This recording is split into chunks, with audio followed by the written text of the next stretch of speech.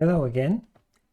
Okay, so with this last video in this series, we want to finish this introduction to AVR programming.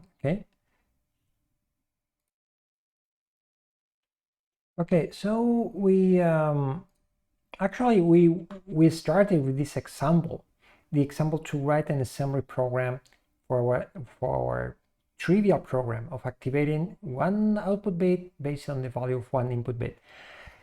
Up to now, we have done the first version of the program with load and store instructions. We have modified the program to use bit manipulation instructions, and we have seen how to do all the tasks on the terminal. We have seen how to do it in the platform IO environment. Okay, so we are here in section B here.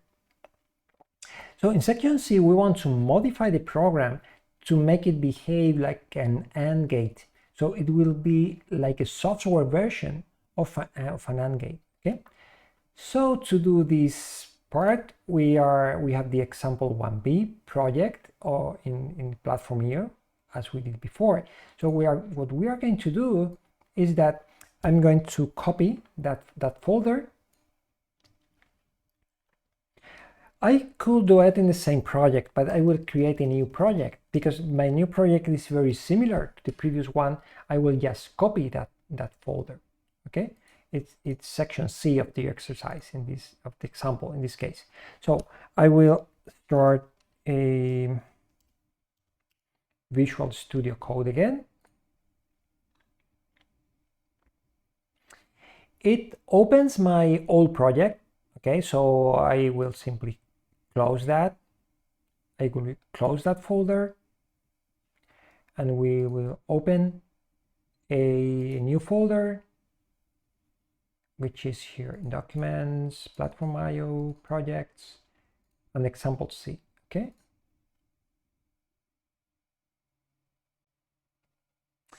Okay, I hope it will not be a problem to just copy the folder, because there are some hidden folders here, the PIO and the VS Code hidden folders that the Platform IO will update depending on the options we select here. Okay, so if you copy one project to another place, Platform IO will have to update those things. I hope it should have done it correctly, but if we have some glitches during our development, it may be due to that. Okay, so now we go to the source file and here we are. Okay, now this is simple AVR program. Now we want to do a software AND gate. Okay, so this is our inputs are going to be PD7 and PD6, these pins of the AVR controller. Okay, this is in the Uno board. This is digital port 7 and this is digital port 6. Okay, so they are easy to see there, and the output, like before, it's going to be port B5. Okay, in our, this is digital 13 in our Uno board. Okay, so up to now we configure DDRD as an input.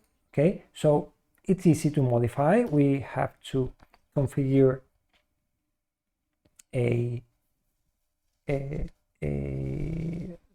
PD6 as an input as well. We can do it with another instruction like this. Okay. Okay, we clear the bit number 6, and then we have to activate the pull-ups. Okay, so 2 more instructions. So we need 2 instructions to configure them as inputs and 2 more instructions to activate the 2 pull-ups. In this case, it may be better to do everything together with the whole register, okay? If you remember, we can use these bit manipulation instructions, but we can read all the register at the same time. So we are going to do it this other way. So we introduce different instructions. So instead of clearing the 2 bits, we are going to read the complete data direction register configuration and then modify it in a single instruction. Okay, so and also for the port D. This is faster and takes fewer instructions when we want to configure many bits at the same time. Maybe 2 bits, it's not a real advantage, but if we have to configure 3 bits, 4 bits, 5 bits at the same time, it will be easier like that. So in previous example, in the first example, we used the LDS to read the port, but we can use the IN instruction that will read the port using the input-output bus. So it will be faster to do it like that. But because it uses the input-output bus, we need the macro here to use the input-output address. And basically, we in the data direction register in register R16, for example, okay? Now we have the value in R16, we can set the bits we want with using logic instructions. Okay, so we can do it like that. We want to set those bits to 0, right?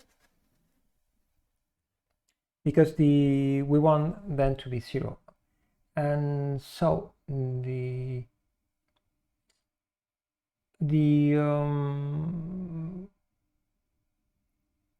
what we are going to do is that we are going to set all the bits.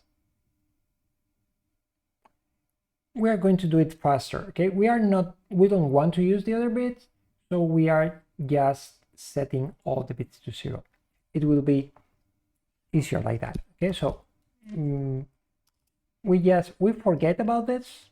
We are not reading the current value. Instead of that, we are going to output to the DDR a value of 0, okay? Now, we have 2 options for that. We could do it like this. We could load an immediate in R16 of 0, okay? And then we can out it here.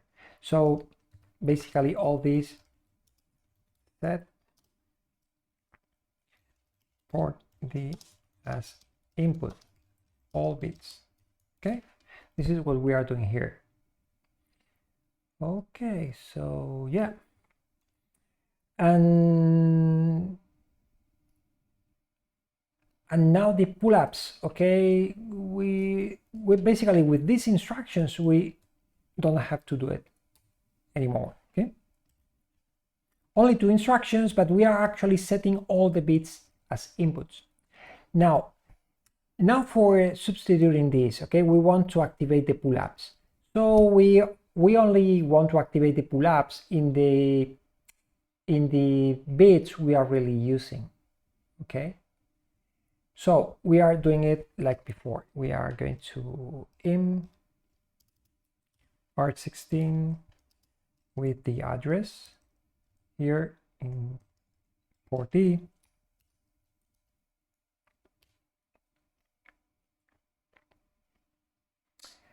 And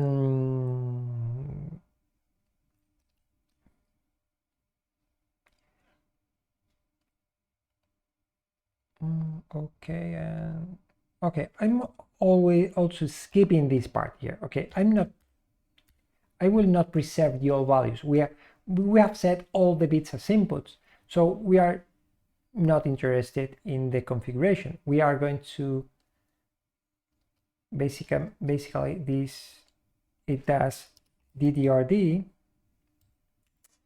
equal to 4, 4. Okay, all the bits are 0 here. Okay, so what we are going to do here is that in port D, what we want to do here is set port D equal to 0B a 11001234. Okay, we want to configure the pull-ups in port D7 and port D6. Okay, this is what we want at the end. Okay, so what we are going to use for that is the following. We are going to prepare this value and then we write it to port D. So one option would be LDI R16, and we may load that value here. Okay, and then we just out and to port D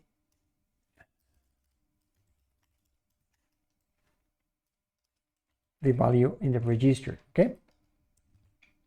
Okay, so this is correct. And now for port B5 we will leave it like that because we only have to set one bit, so using the bit set instruction is fine here.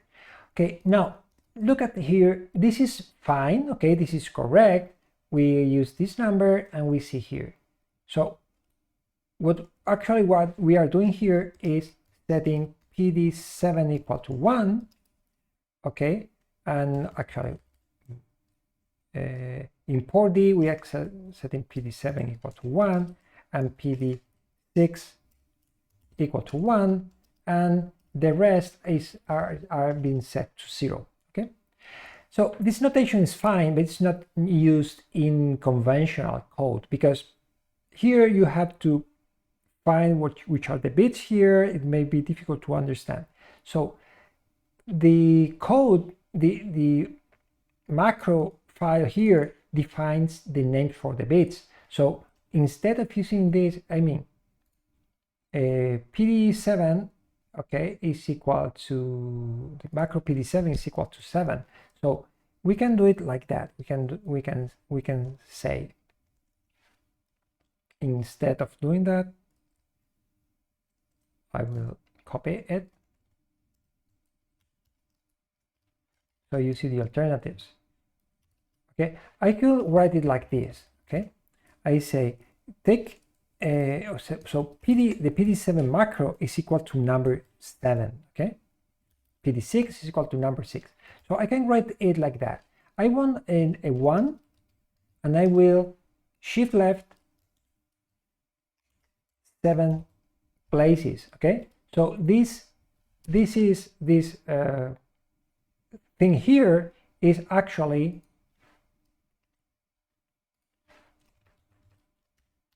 this word here, this word in binary. Okay, 1 1 2 3 4 5 7.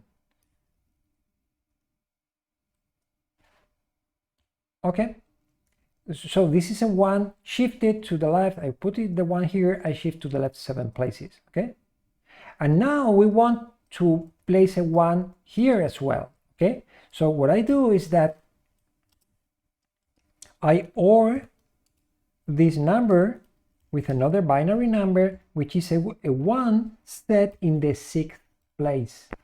1 2 3 4 2 3 4. Okay, this is done like that.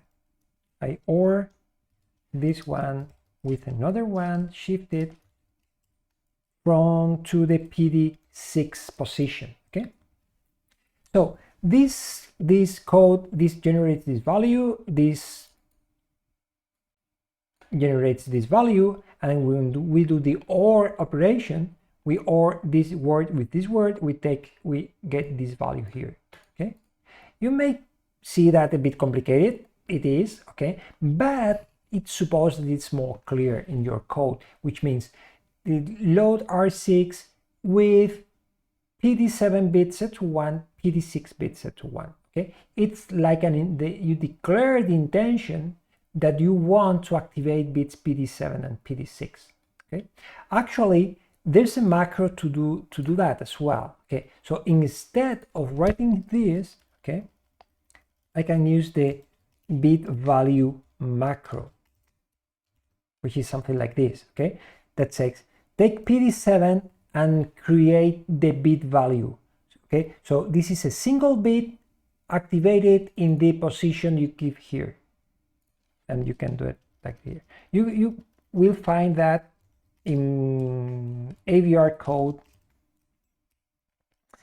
in both ways. Okay, so this is the alternative. You can use regular numbers, the bit you want to activate, or you can use this symbolic way. Okay, this way. You can use whatever is more clear to you. Okay, so basically we will use the second one, and that's it.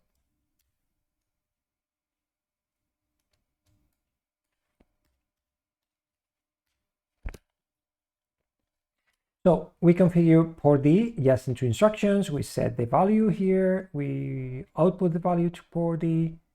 We set port B, and now we have to check. And now for the end, it means that we check bit 7, okay?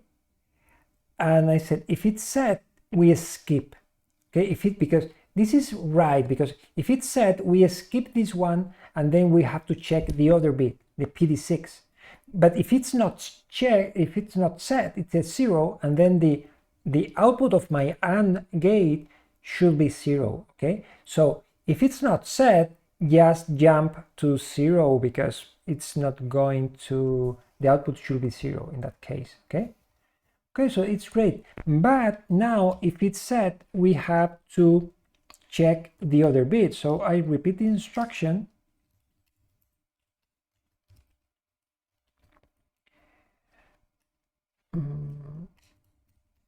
And we check pin D for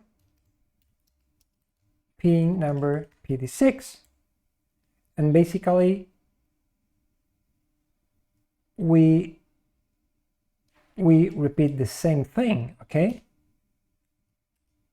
if it's set, we jump here, so we activate the output. But if it's not set, we every jump is 0 as well.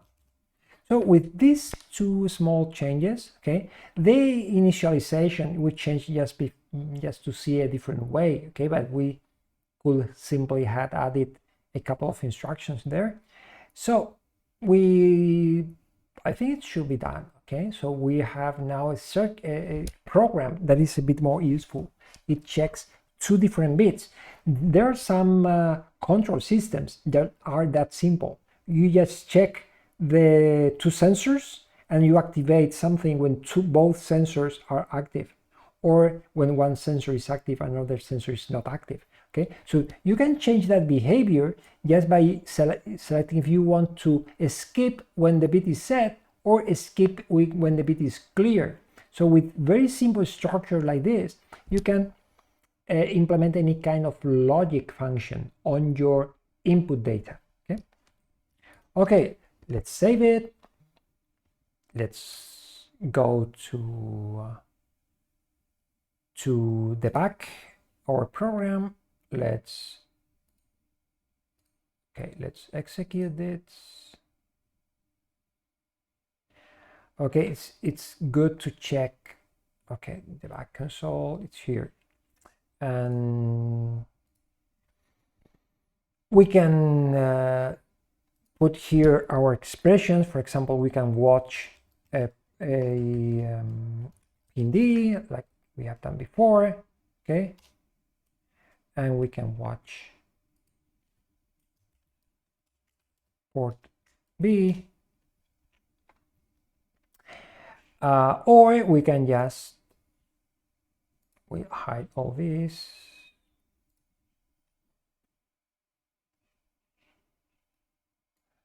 Or we can just check the peripherals. Okay, port B is here, and we have port D with pin D here, Okay, so now the interesting bits are these two and PB5. Okay, so we can execute it step by step, pressing F11. So this is not very interesting. We load R16 with these 2 bits. Okay, with these 2 bits set to 1, we can check here in the register view if it is correct. Yes, you see R16 is loaded with C0. Okay, C0, if you look at this, C is number 12, which is 1 1. Okay, 8 plus 4, 1 1. And okay, so it's correct here. The format, I think it cannot be changed here. I'm sorry. Oh, set value format. Let's try. Oh, it can be changed. Okay, then let's. Okay, print it in binary. Unfortunately, I don't know why it uses 32 bits. Okay, when it in reality it's only an 8-bit register. Okay, but if you look at we have set 1 1 here. Okay, that's great.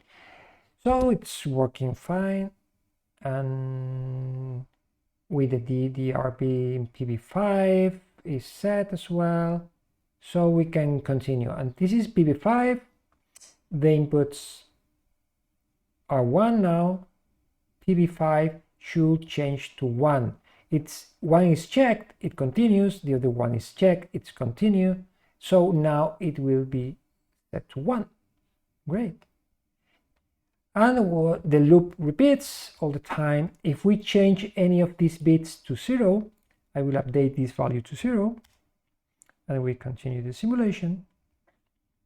Eventually, PB5 will change to 0 because it's one of them is 0, then we jump to the 0 line where it's set to 0.